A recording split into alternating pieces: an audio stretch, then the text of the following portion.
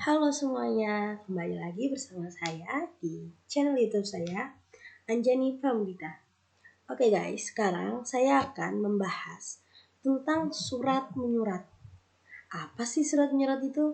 Nah, di sini saya akan menjelaskan tentang pengertian, tujuan, fungsi, kelebihan, syarat surat yang baik, dan jenis-jenis surat. Yang pertama yaitu dari pengertian surat sendiri. Pengertian surat adalah suatu sarana komunikasi tertulis untuk menyampaikan informasi, pernyataan, atau pesan kepada pihak lain yang mempunyai keperluan kegiatan dengan banyak bentuk tertentu. Dengan demikian, surat yang membawa informasi, pernyataan, atau pesan yang diharapkan informasi itu akan tersampaikan kepada pihak yang dituju oleh penulis surat. Lalu di sini terdapat fungsi-fungsi surat, yaitu yang pertama, sebagai alat penghubung secara tulis.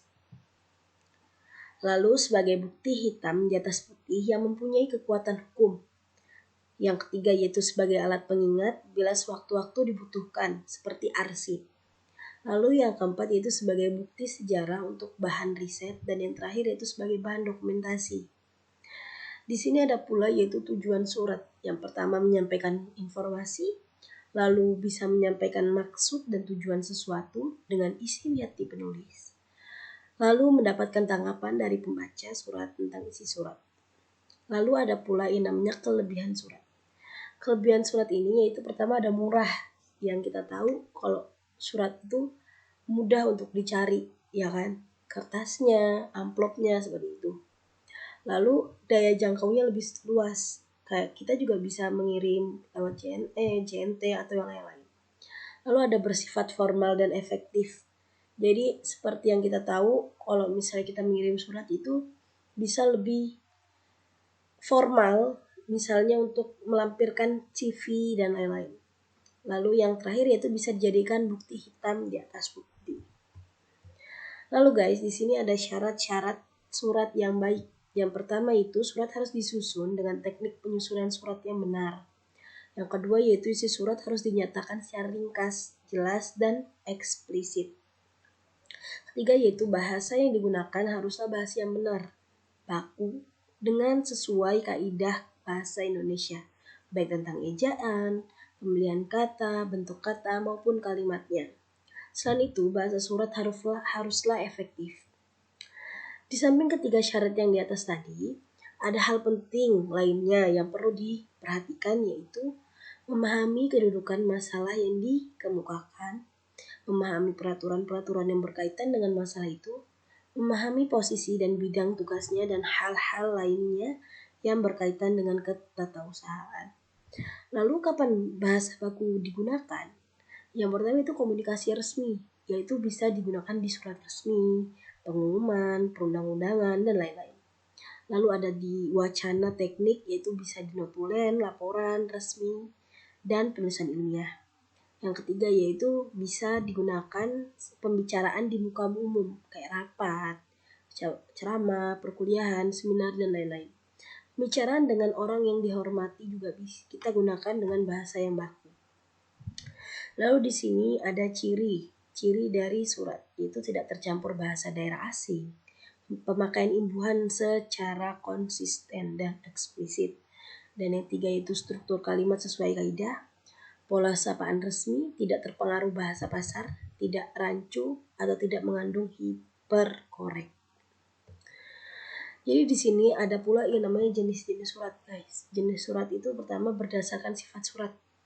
Ada juga yang berdasarkan wujud surat, berdasarkan tata aliran surat, berdasarkan keamanan isinya, berdasarkan proses penyelesaiannya, berdasarkan dinas pos, berdasarkan cara pengirimnya.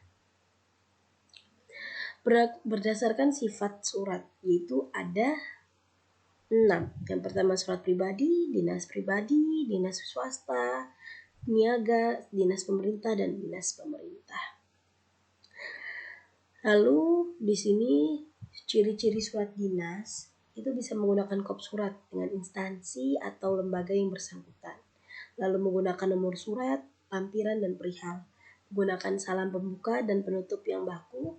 Menggunakan bahasa baku atau beragam resmi, menggunakan cap atau stempel instansi dan atau kantor pembuat surat. Yang keenam yaitu format surat tertentu. Lalu berdasarkan wujud surat, yaitu ada surat yang menggunakan kartu pos, warkat pos, surat bersampul, surat terbuka dan surat tertutup, memorandum dan nota, telegram dan surat biasa. Di sini juga banyak berdasarkan aliran surat, berdasarkan keamanan isinya, lalu ada berdasarkan proses penyelesaiannya, berdasarkan dinas pos, berdasarkan cara pengirimannya. Itu semua adalah bagian-bagian dari penyusun surat. Ada pula bagian-bagian surat, yaitu pertama ada kepala surat, tempat tanggal surat, nomor surat, lampiran dan hal, alamat surat, dan salam pembuka. Lalu habis itu ada alinea pembuka, isi, penutup, salam penutup, nama jenis pengirim, dan tanda tangan. Di sini juga bentuk surat yaitu pertama harus bentuk setengah lurus, kedua ada bentuk lurus, ketiga ada bentuk dengan gerigi, yang keempat yaitu bentuk resmi Indonesia lama, dan kelima bentuk resmi Indonesia baru. Jadi guys, sampai di sini aja pembahasan atau review materi yang saya lakukan. Ini semua berasal dari kelompok terakhir kita, yaitu kelompok 8, tentang tema yaitu surat. Jadi terima kasih telah menonton ini semua, dan sampai jumpa. Saya mohon maaf jika ada kesalahan kata, dan kita akan ketemu lagi kapan-kapan guys. Oke, terima kasih. Wassalamualaikum warahmatullahi wabarakatuh.